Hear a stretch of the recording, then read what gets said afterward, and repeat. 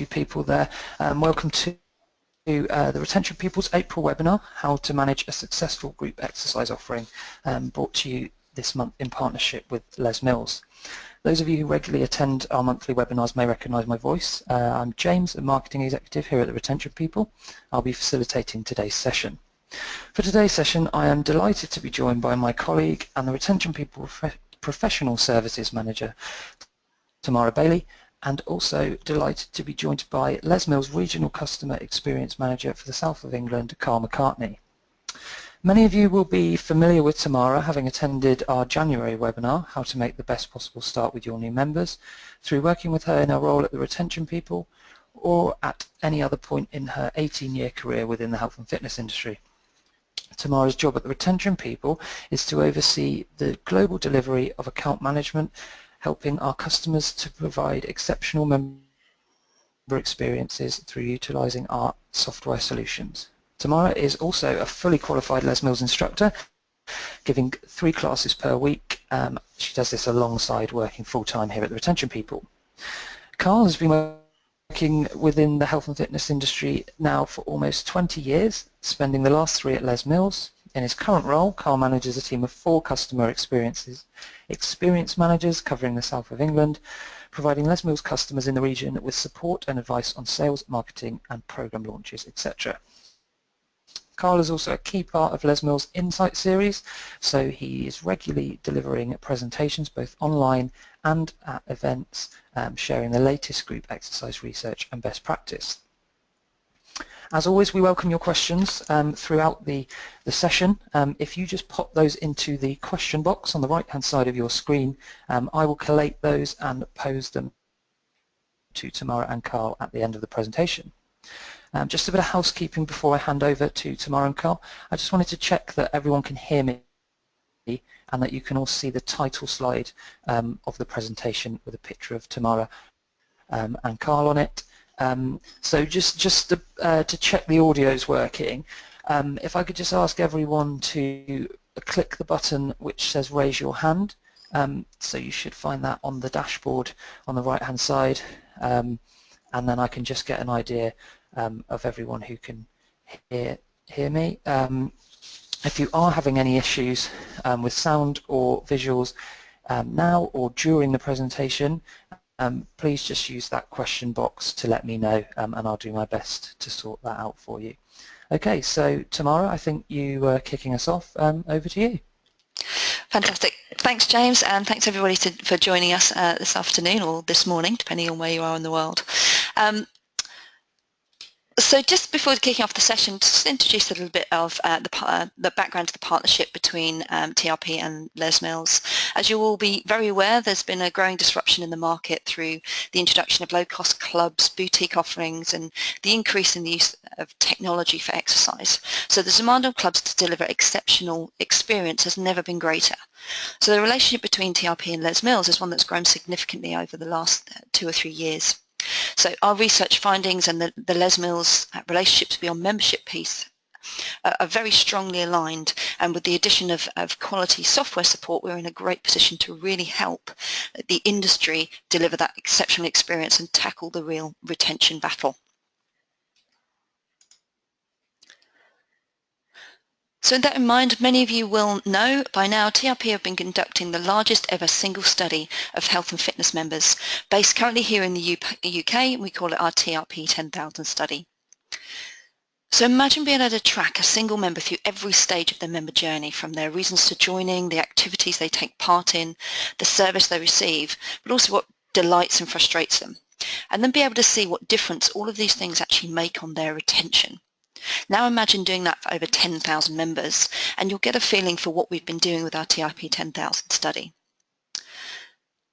This year we're also looking to repeat this on a much larger scale across the US, so do watch this space. There's a huge amount more research coming. But what I wanted to do today is just to start today's session by really framing what our findings were from the over 10,000 members on the impact of group exercise and retention.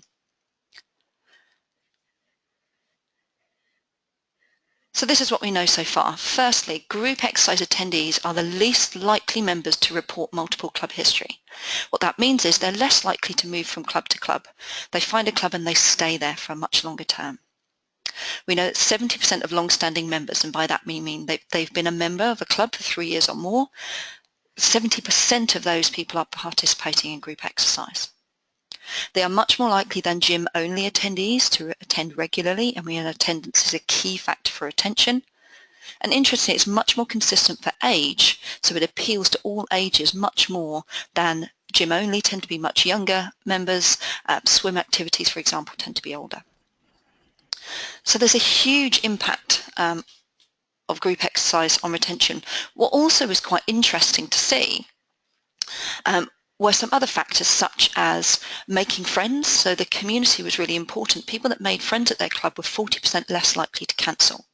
Interestingly, or slightly disappointingly, only 37% of members reported that they did, which is, I say, a little disappointing considering this is their leisure time. They also found positive correlations on retention from things like seeing progress on the motivations, attending when they planned, and also enjoyment. And you can see all of these areas are very closely related to group exercise, something that members will continually get from those group fitness programs. Ultimately, the most important thing, what we know is that if all other factors were the same, members are 26% less likely to cancel if they take part in group exercise than don't. And in our TRP 10,000 study, that would have actually meant we would have saved 600 members.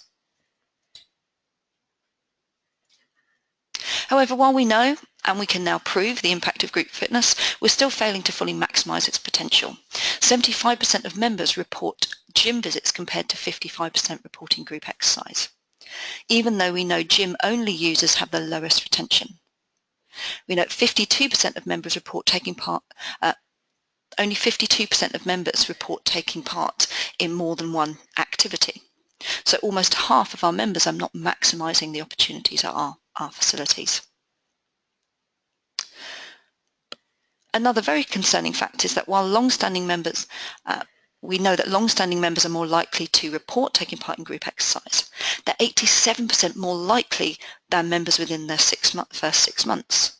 So what does that mean? Yes, it has an impact on retention, but what it more importantly means is we are not getting people into group exercise early. Those people in their first 6 months of membership, 87% less likely to report group exercise. We also know that they're 55% less likely to report if they're men. So while we're improving that through the likes of HIIT training, of grit, of RPM, cycling training, there's still quite a long way to go.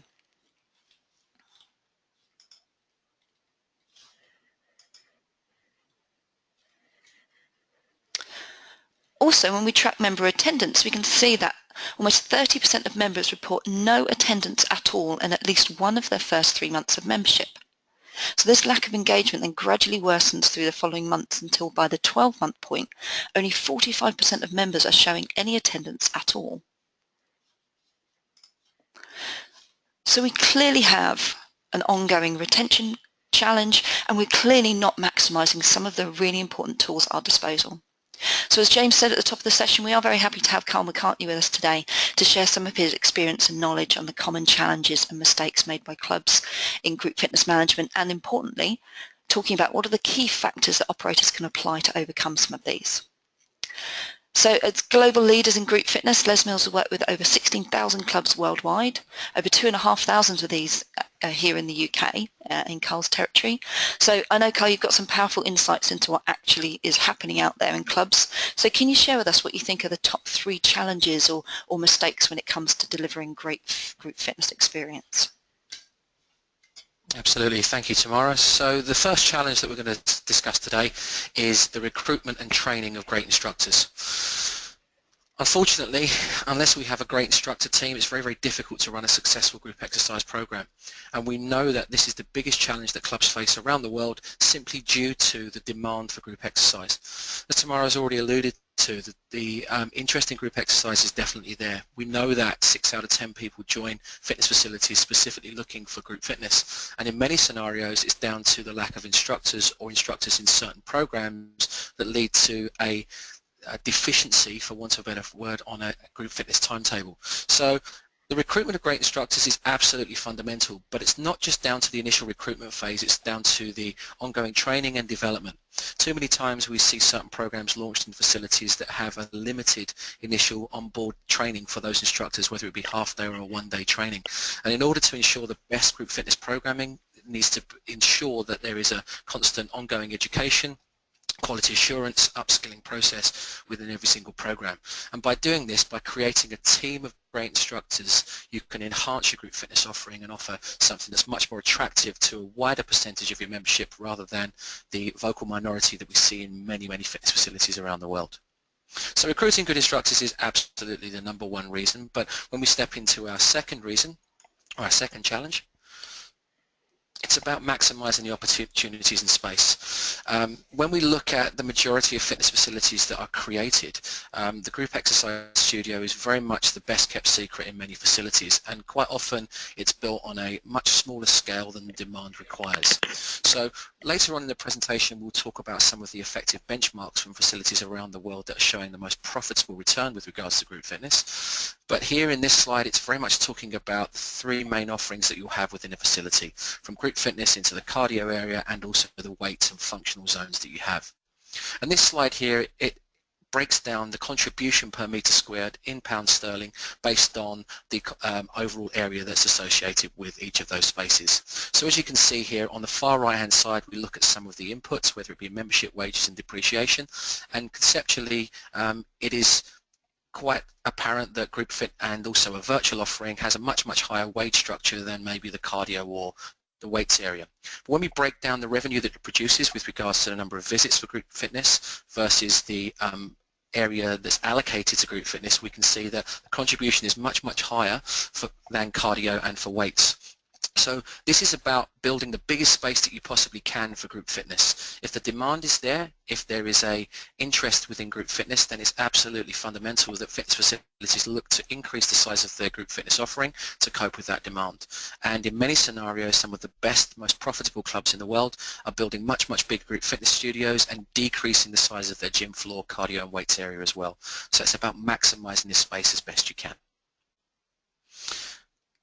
The third challenge is about the balance of your timetable with regards to your target audience. Historically within the industry we've tended to dictate a lot of our programming towards a much older age and demographic that's out there, and as this slide shows from the TRP 10,000, we can see that the report is that 67% of the responses were for users under 35 years of age within group fitness, and this is our biggest opportunity, our biggest area for growth within group fitness over the coming years. Rather than programming to the baby boomers, which is generally typically what we've done within the fitness industry, particularly within group fitness, it's about changing your model, changing the programming to suit the demand of the millennial population.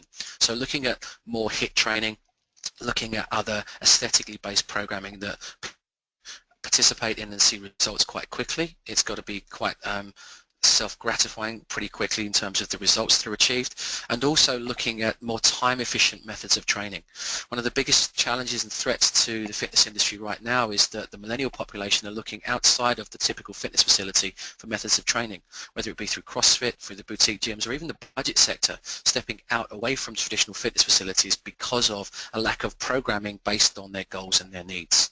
So we've got to start to think about the balance of our timetables to cope with that younger audience, and therefore producing a much bigger percentage of usage attending our group fitness classes. Great, thanks, Carl. So I mean, obviously we've got some clear challenges, and I'm sure that some of those are really familiar for a lot of people on the call. So We've outlined the key challenges and often common mistakes, but you must have also seen some great examples of clubs taking their group fitness experience to sort of the next level. So what are the main ways that they do this? Maybe firstly, how do we tackle the issue that comes up a lot about capacity and maximising opportunity? When it comes to maximising the opportunity, it's about group fitness is much more than just the studios. In fact, when we think about it, if we're going to get more men into group fitness, then perhaps some of the terminology and framing of the group fitness areas should be changed. Studios may be more attractive to some of the female population within the facility. Calling it dance studios or aerobic studios could potentially change that. But we've got to think about other areas of the facility. So personal training is absolutely a key part of maximising that capacity. Any form of social engagement or social assisted exercise will absolutely generate a much bigger attendance to the group fitness offering. So group exercise, team training, personal training, and then utilising dead space. It's estimated that the majority of fitness facilities that have a dedicated cycle studio have the usage at around about 20%, which means that 80% of opening hours it's sitting there dormant. So it's about utilising that space, offering something other than live classes, potentially a virtual offering as well, and maximising the capacity within the fitness facility to ensure you can cope with the demand for group fitness. Fantastic. How about kind of overcoming those challenges around quality delivery and the environment? Yeah, the environment is absolutely fundamental to achieving a good attendance level within group fitness. And as you can see here, we've got the typical group fitness studio with ballet bars, mirrors, sprung-loaded floors, and a random stall in the picture on the left for some reason. But the environment will need to change. We'll need to look at making it a much more energizing, much more enhanced space to participate in group fitness. So here's some specific examples that we have with some partners that we've worked with. Looking at the top right hand corner with a facility that we looked at just changing the look and feel of their studio with new equipment, with wallpaper, with producing a much better audio visual perspective, such as the bottom right hand corner, the cycle studio having some graphics and stepping away from the traditional disco lighting, looking at enhancing it with a virtual offering, or even something such as the bottom left-hand corner, enhancing the small group or team training atmosphere. So build the spaces to suit your needs, make it a much more energetic and dynamic environment so that, in particular, the millennial population feel like it's an atmosphere that's engaging, that's compelling to step into, rather than a dull, strip-lighted, mirrored location that doesn't necessarily generate the energy that you want to produce through group fitness. Absolutely, clearly see they're a much more motivating environment, and as we found in the TRP 10,000, people that have high levels of motivation are much more likely to achieve goals and stay members, but also people that enjoyed exercise are much more likely to stay members as well, so the environment must play a huge part, and the instructors obviously. Absolutely. Okay. So I guess all this has come down to anything, management is hugely key. Yes, it's managing not just the attendance levels, but starting to get into some of the real key data around group fitness. Too many times we see the management just being instructor reported numbers with regards to attendance levels, and the numbers just generally look at some of the more rudimentary measures of management, such as cost per head and looking at percentage occupancy.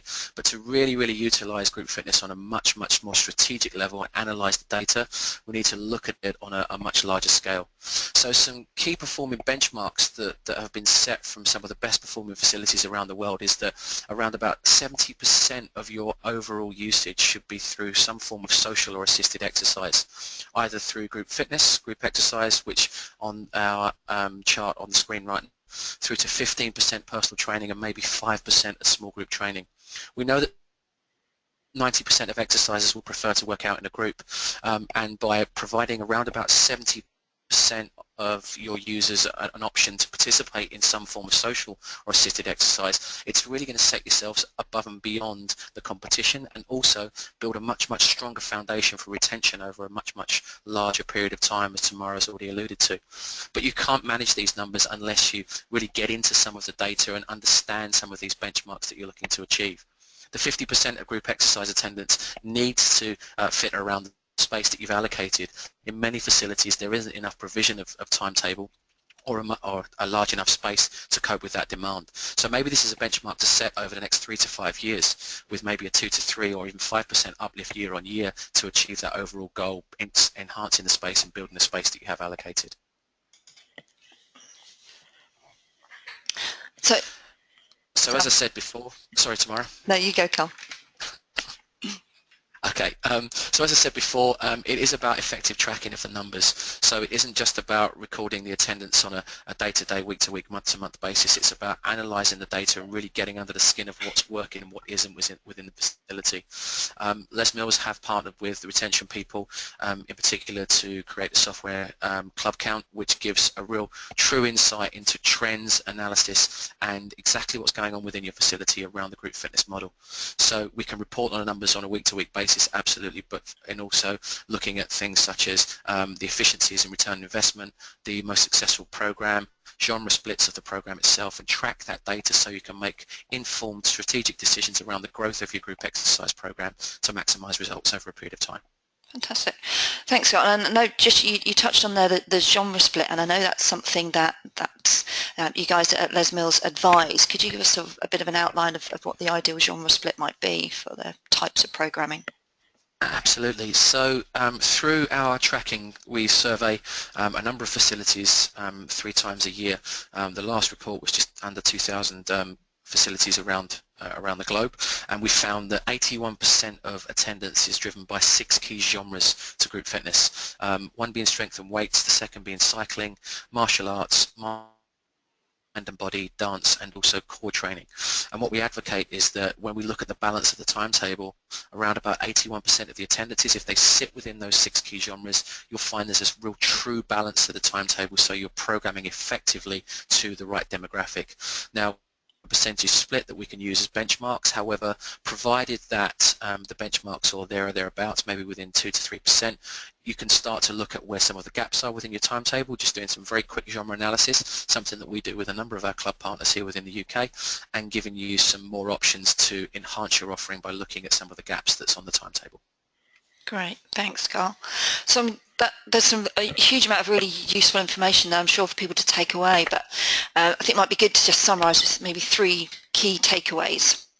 So as I said right at the beginning of the session, one of the key challenges is that we're not getting members into group fitness at the first possible opportunity. And I don't mean this is by handing them a schedule and telling them what class you have. It's really having something that's structured. Starting a new class can be really intimidating for new members, so ensuring you place as much focus on this area as you do the gym induction, for example, will have huge impacts as to whether or not that person will take up group exercise early. We need to be looking at breaking down the barriers that prevent members having the confidence to get started. We did recently write a blog we called More Than Just a Gym, which you'll be able to see on our website. They can give you a little bit more information on this, but I know it's something that you guys at Les Mills have looked at as well, Carl, so can you talk us through what we're looking at now as your Smart Start? Absolutely. So we conducted a study with Pennsylvania State University. We conduct studies with a number of universities around the world, from Loughborough University here in the UK to Penn State in the US. And this study potentially looked at 25 inactive adults and looked at how we could onboard them into a more structured, more regimented and more adhered to exercise program. So over 30 weeks, the 25 individuals were given a structured program, with the first 6 weeks being the key factor to their success. Essentially, over the first 6 weeks, we looked at onboarding them into group fitness through 3 key components, from strength, mind, body, and also some flexibility work as well. And by utilising the first 6 weeks by a step-by-step process, we found that the first 6 weeks were really key in maintaining attendance over the remaining 24 weeks. And as a result, we saw a 99% adherence rate to the study in terms of all 25 of the inactive adults that started the program successfully completing it. So we developed the concept of Smart Start, which was essentially using the Les Mills programming to program an onboarding system for the first 6 weeks, giving the option of leaving after maybe 20 minutes of a body pump class or an RPM class or a body balance class, and then giving them the tools to succeed by gently progressing by one track every single week for the first 6 weeks. The instructors were communicated this through a series of educational components, so the instructors felt that they could help the new participants come on board by giving them the option to leave in their first class, and this is really the key factor in terms of onboarding for success within that first 6 weeks of the new member journey. Fantastic, great.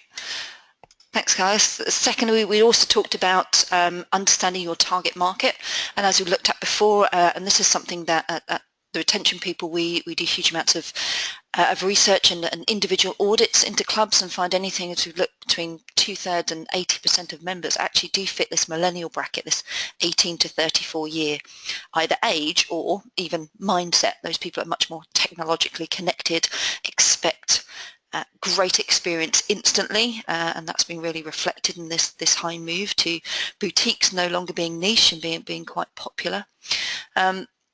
So ensuring that your program is directed to your target market, and even if you feel that that's not millennials, is your program really focused on understanding who your members are, what they need, and delivering their expectations. And I know, again, this is something that Les Mills have done some research on that we're looking at here. Carl, can you talk us through this?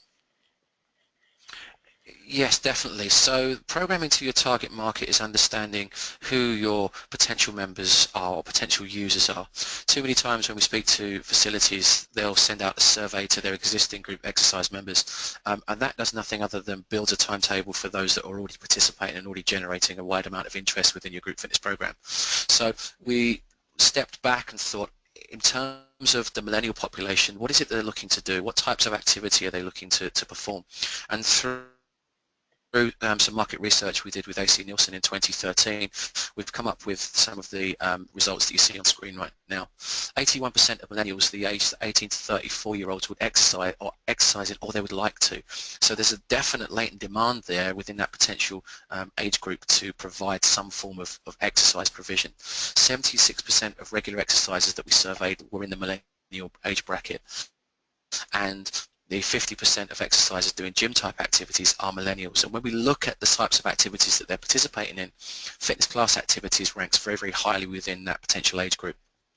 As Tamara's already said, we do see a wide movement away from traditional fitness facilities into the boutiques because of the offering, because of the results that are generated. So it's about looking at the programming and thinking, what are the type of activities that I need to put onto my timetable to attract that younger age group?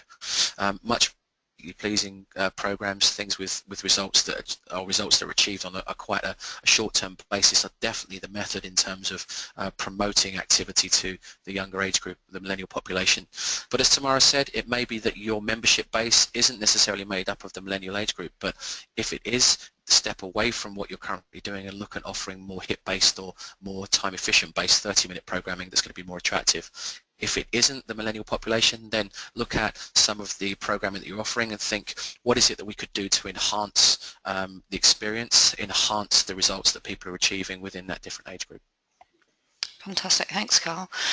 And I guess the final point, we've talked a lot about the importance of measurement, and ultimately you cannot manage what you don't measure, and we understand this to be true in, for example, our sales. We don't ever fly blind with our sales. We know what our targets are. We know exactly what we need to achieve to hit those from the income perspective, from the number of members that we need to bring in. We know if we've done that, and we react if we haven't done that. Even it might be our personal training programs, exactly the same thing. We'd never fly blind with those. But we don't necessarily apply the same logic to successful group exercise. So we often talk about that, we have some really, we hear things like we have really busy classes, our classes are really popular, people really like our instructors, but nothing really measurable or reportable to back that up. So to invest in your group fitness offering, you have to know what your return is. To budget correctly, you have to look at growth, not just isolated attendance. It's one thing to know how many people attended a class, but do you know if it's grown month on month? Do you know if year on year you're making improvements? Do you know ultimately what you're trying to achieve? And to invest, you have to demonstrate growth and return on investment. Do you know if you launch a new program, for example, do you know exactly what difference that's made on the attendance to group fitness on a wider basis, but definitely to that program over others? So Carl, have you got some sort of specific guidance that you give to clubs for what good looks like in a measurable way? Yes, there's a number of KPIs that we will work towards, but the main one being that your weekly group fitness attendance should be equal to your membership size. So looking at what you currently offer, think about how many classes that you offer, think about the membership base, and set the benchmark, set the target as being equal to that membership size. Maybe it's not there yet, but set it as a target over maybe a 12, 24 or 36 month period. But it's about managing these numbers, as Tamara has already said. It's about understanding which programs are working and which aren't. What's your most popular program? Offering more classes of the same type if they are attended well, but also, as we said before, maybe the genre split, looking at the split of the genres to produce more classes that will drive a much bigger attendance to achieve this overall benchmark of the membership size being the weekly attendance. Fantastic. Thanks, Carl.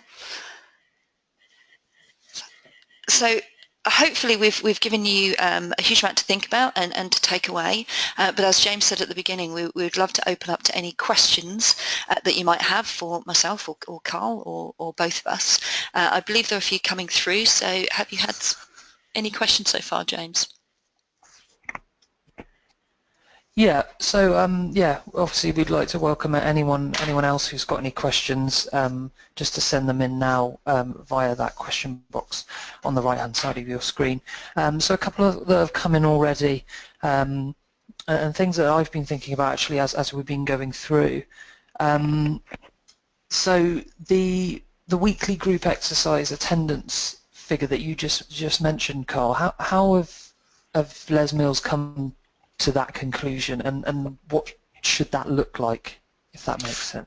Yeah, absolutely. So if we think back to the high-performing facilities and the benchmarks that have been set of 50% of overall usage attending group exercise classes, that's based on that 50% attending twice per week.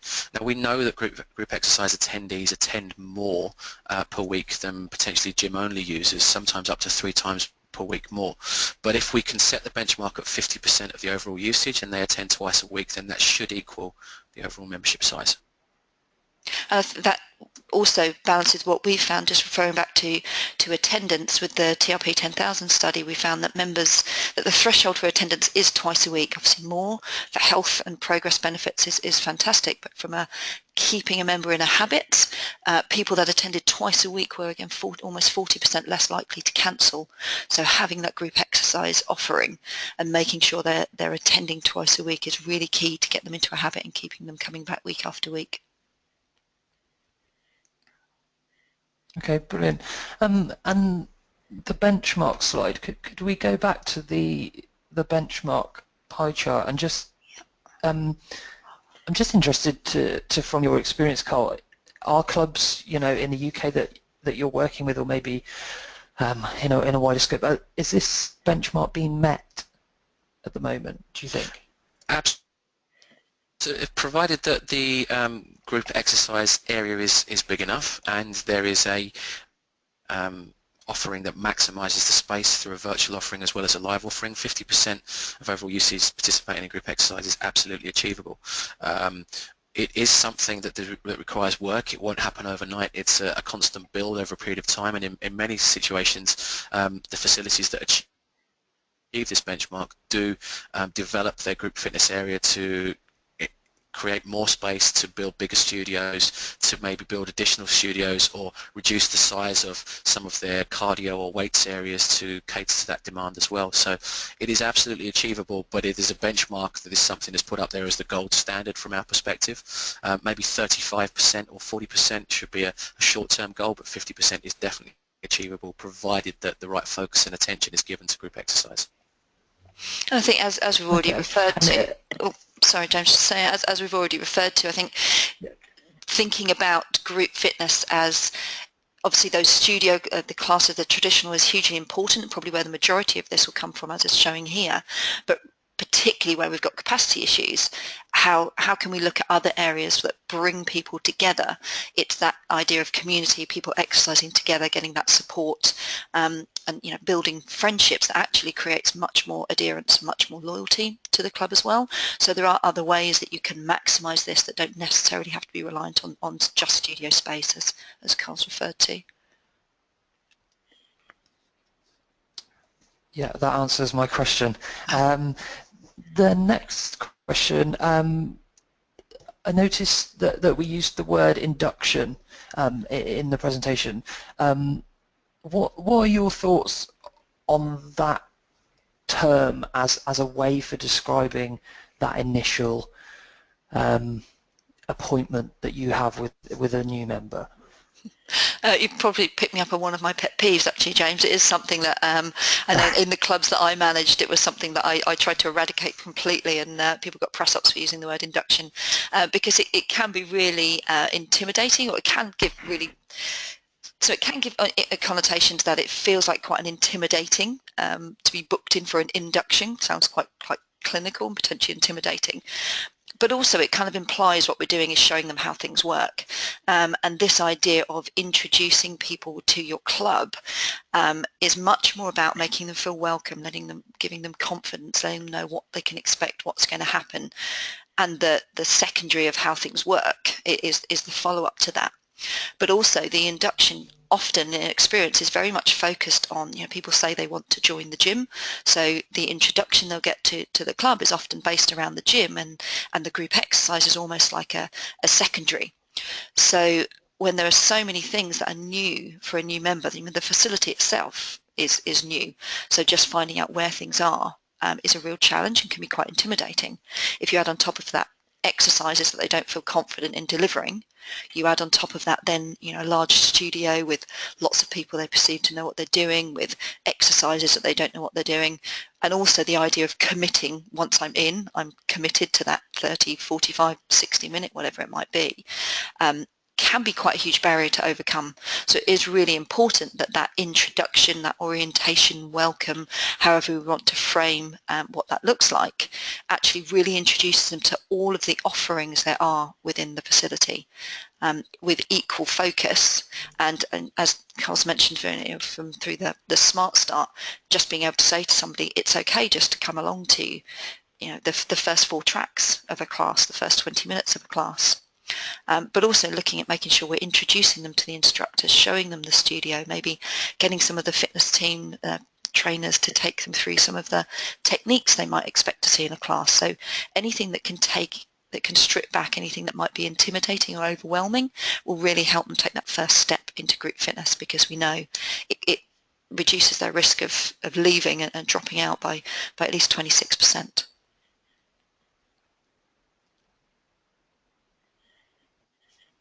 Excellent.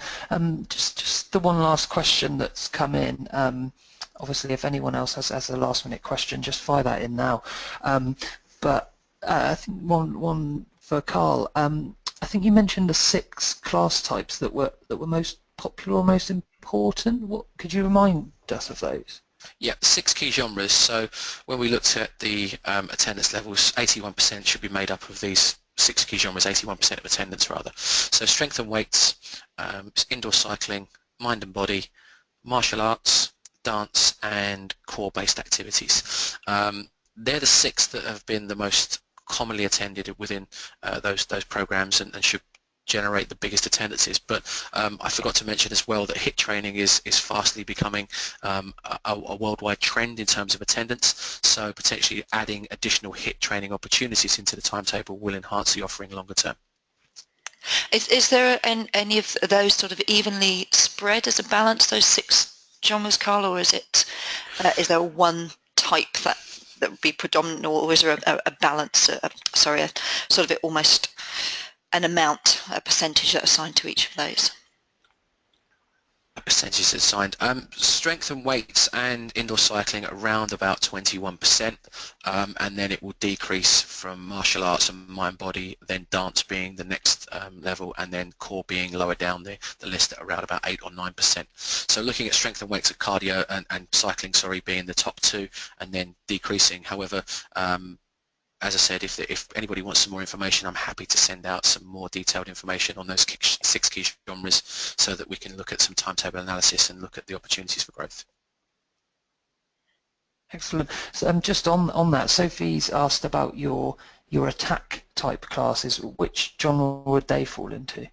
They actually don't fit into the six genres that generate the biggest attendance. They sit in the remaining 19%. So when we look at where people are attending, Body Attack is absolutely one of our biggest programs and generates a large amount of attendance. But when we look at some of the biggest timetables that are out there, obviously indoor cycling having its own studio will generate a much bigger percentage than maybe Body Attack, which is timetable, but strength and weight still being the highest attended. It doesn't mean the Body Attack shouldn't be part of the timetable. It's not the largest offering that we should have on the timetable in comparison to strength, weight, mind and body, or dance, for example. Okay, I think that's all the questions come in. Fantastic. Thank you, and thanks, Carl. Thank you.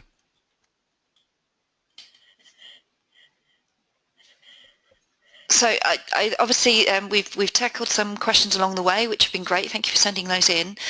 If you would like to discuss in your group exercise opportunity in any more detail, then the contact details for myself and Carl are on the screen here, and please do get in touch.